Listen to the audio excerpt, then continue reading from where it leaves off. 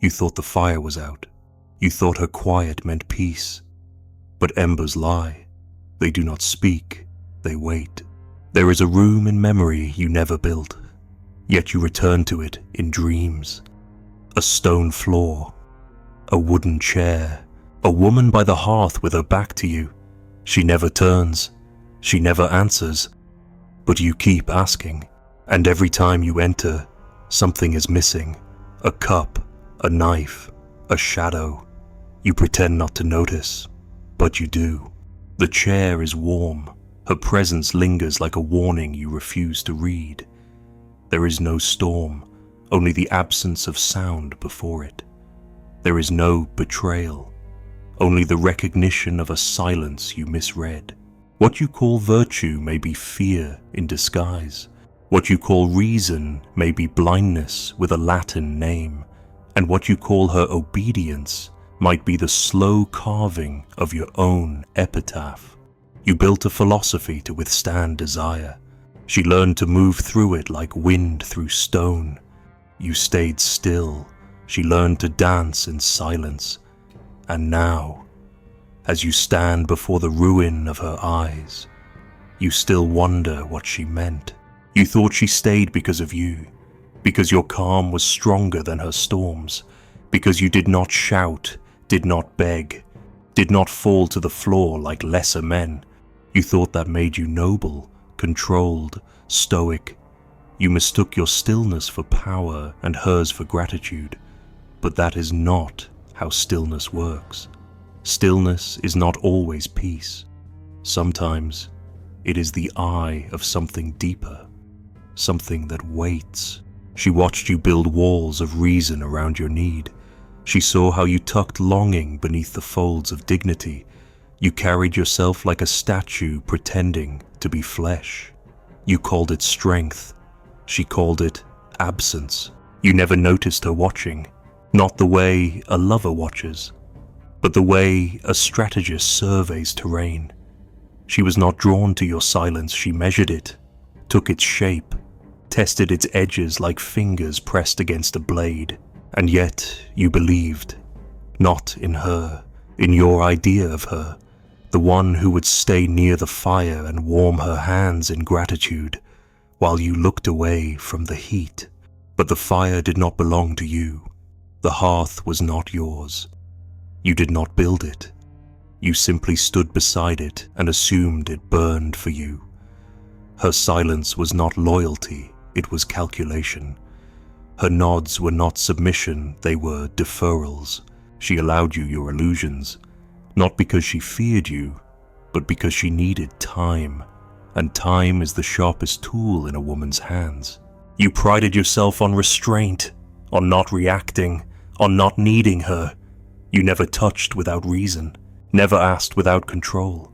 You believed that by wanting nothing, you would be owed everything.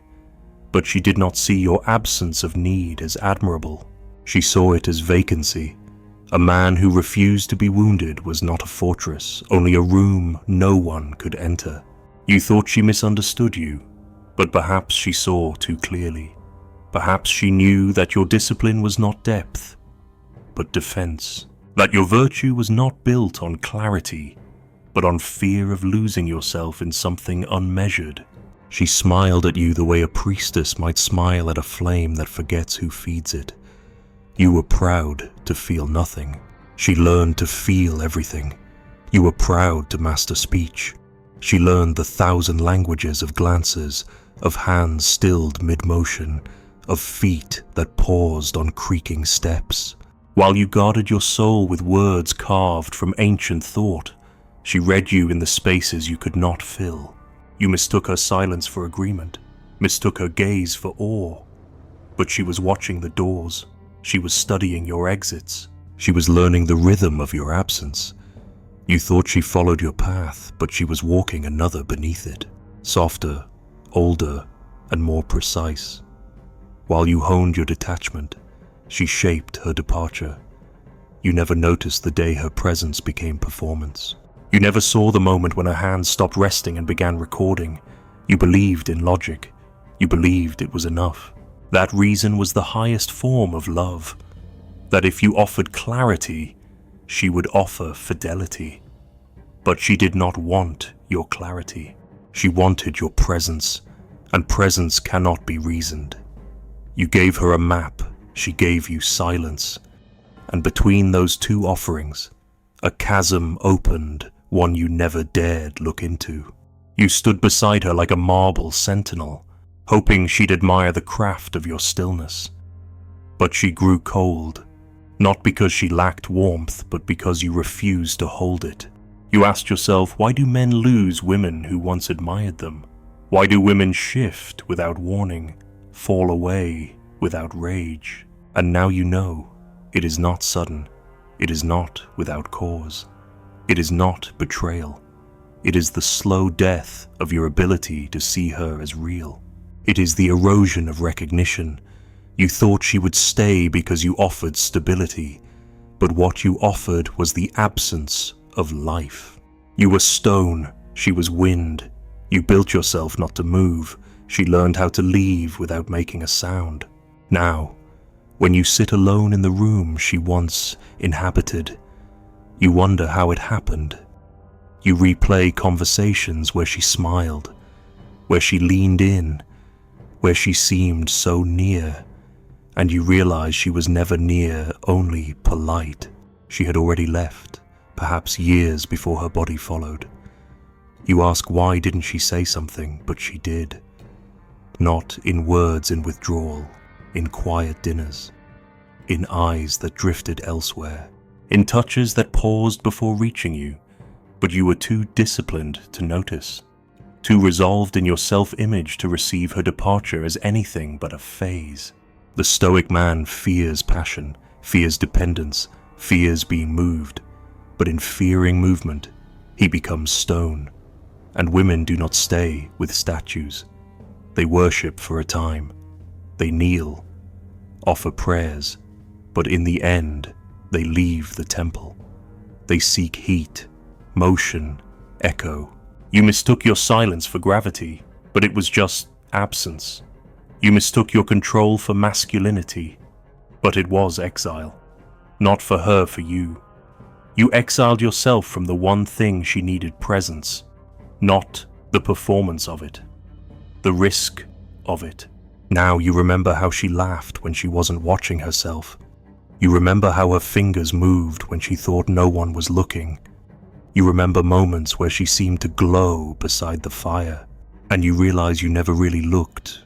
Not fully, not nakedly, not without measuring. You thought you could understand her without vulnerability, that you could interpret her without surrender. But a woman is not a riddle to solve. She is a mirror, and you refused to look because you feared what you would see. And what would you have seen? Not her weakness, but yours. Not her confusion, but your denial.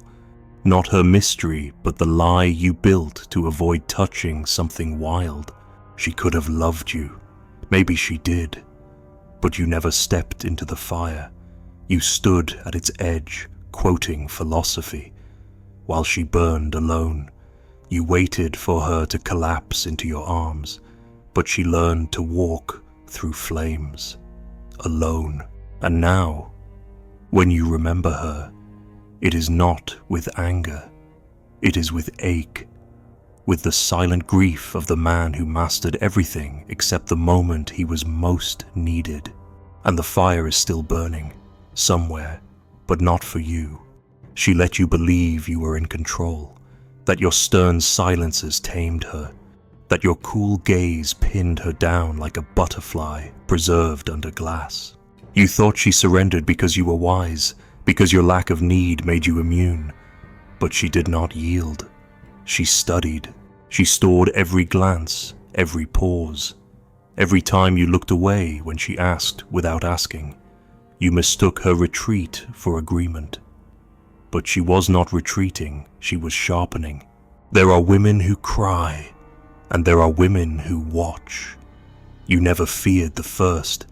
You feared chaos, emotions loud enough to hear. But the second kind, the quiet ones, they are not water. They are acid. They do not explode. They dissolve, slowly, without sound.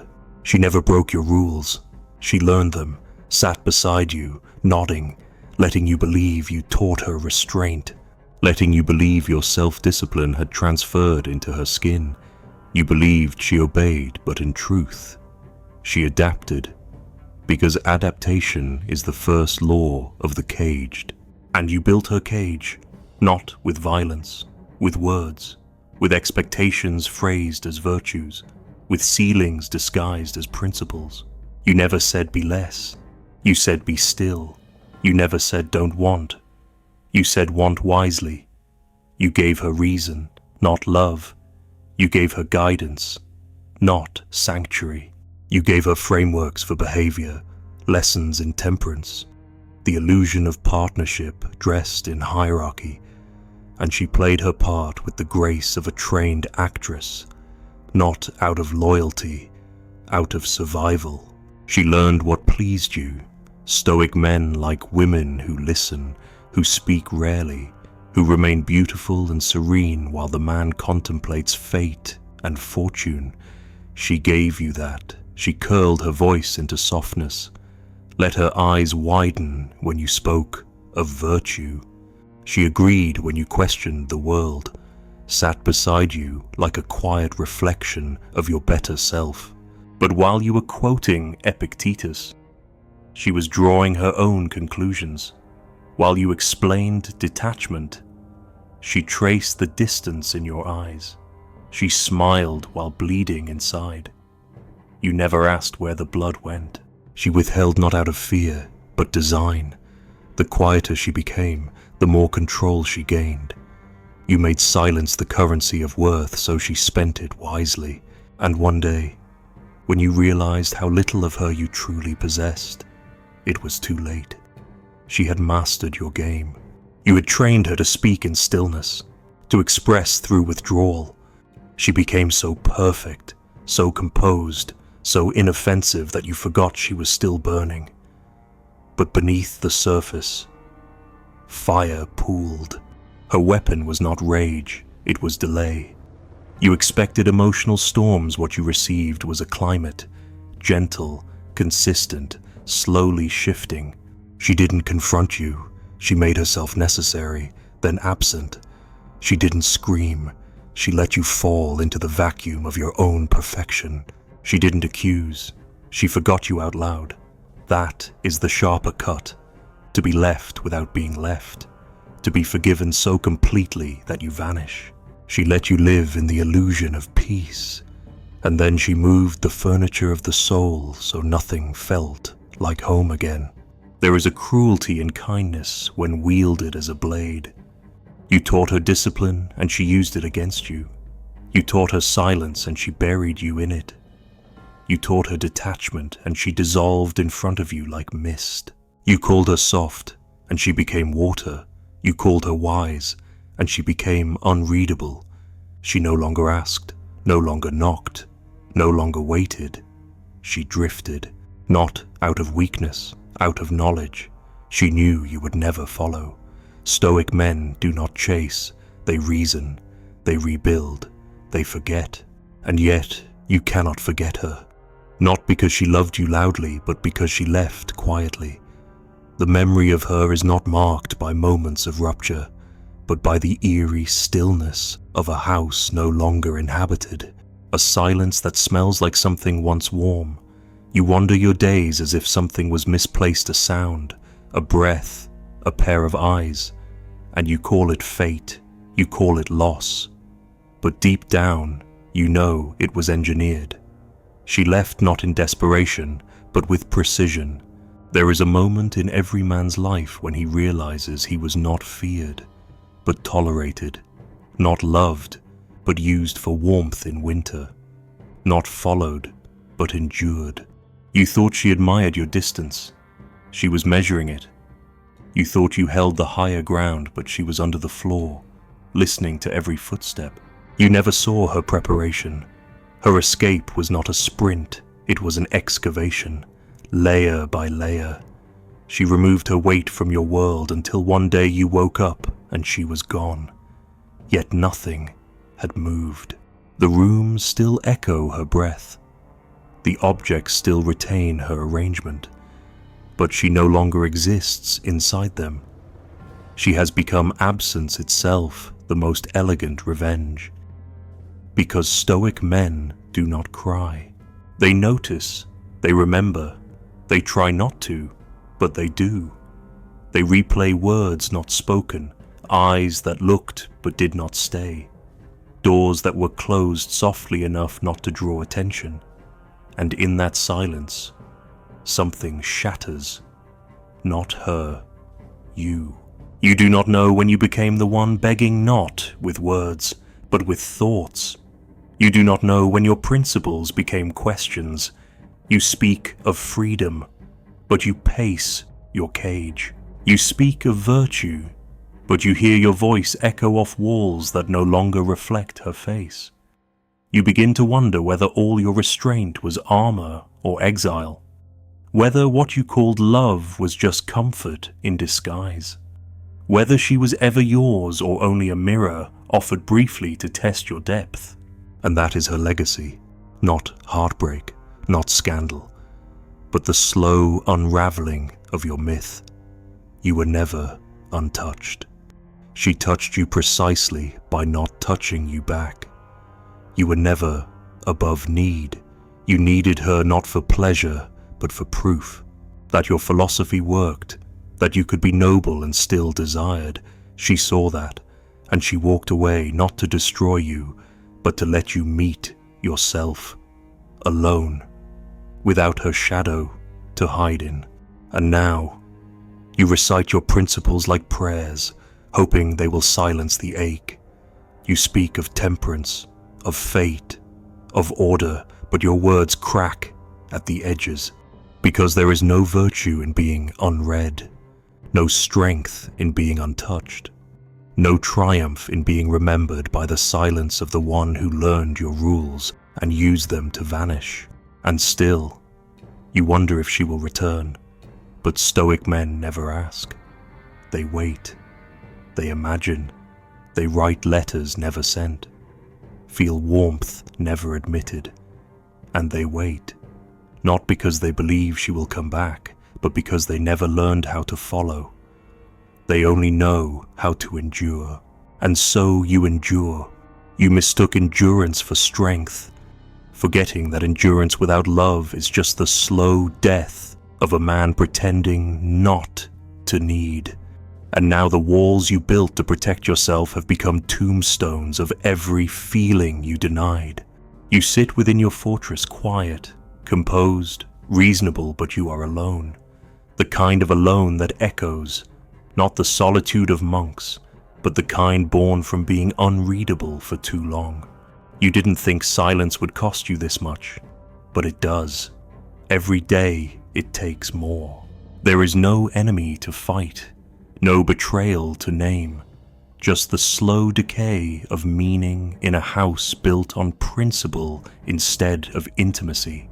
You believed yourself wise for never begging, but who exactly were you saving face for the gods, yourself? Or the myth of a man who needed no one, a myth that now walks beside you, not as a triumph, but as a ghost? You see now that she never broke your heart. You broke it first by treating her as something to withstand, not something to feel. The fortress is cold now. No fire burns, no voice lingers. The walls do not protect you from anything because nothing tries to enter anymore. She is gone, and worse, so are you. The man who thought, who believed, who longed, who listened, he has become a figure made of stone reciting verses to the shadows on the floor. You told yourself you could lose her and remain whole, but you were never whole, you were held, and you let go, not because you had to, but because you believed holding was weakness. Now you know it is the opposite. You fear admitting this, that her softness was not a threat to your strength, but a mirror of what your strength lacked. You dressed your heart in discipline, hoping it would become impervious, but it only grew numb. And numbness is not clarity. It is not wisdom. It is not power. It is simply the refusal to bleed, and because of that, the refusal to live. She would have stayed, perhaps, if you had let her see your wounds instead of your lectures, if you had said, just once, don't go.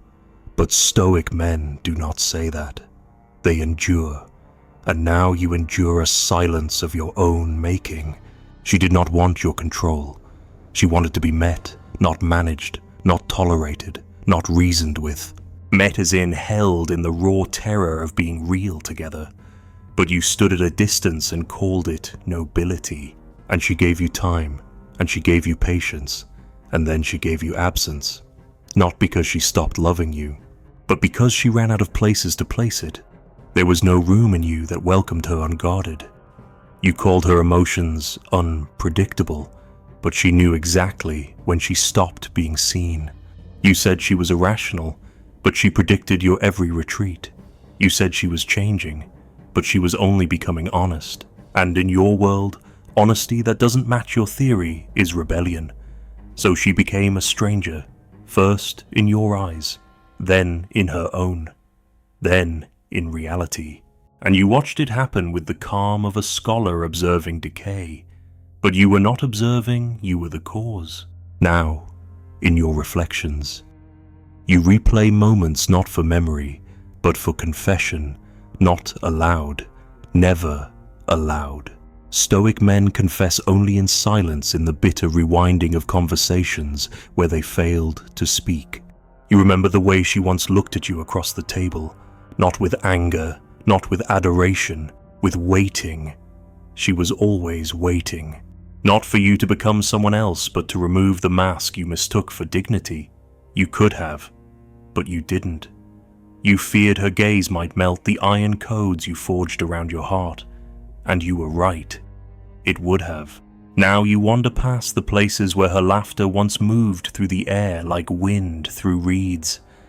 And you realize that no philosophy prepares you for the way scent lingers, for the way a doorframe can carry grief, for the way the absence of a voice can make even the most rational man feel hunted by silence. You read your books, you meditate, you recite virtue, but none of it speaks back, none of it returns her, none of it undoes what your control has cost. You cannot even hate her. You try, you invent stories, you search for fault, but there is none. She was simply no longer willing to be unseen. You were not cruel, only unavailable, not harsh, only distant, not wrong, only unknowable, but that is enough. That is always enough to break something beautiful.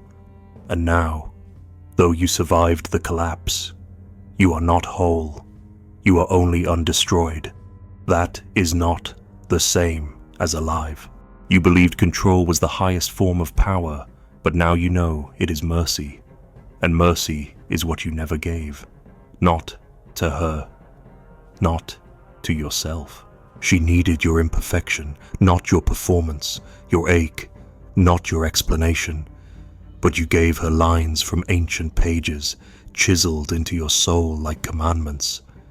And she listened, and she nodded, and she left.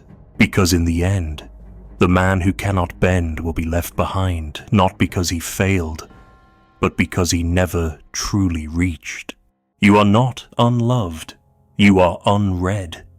And the greatest tragedy of Stoicism misused is that it breeds men who become unreadable even to those who once traced their faces in the dark. You are now a memory she carries not with bitterness, but with silence. She will not speak of you.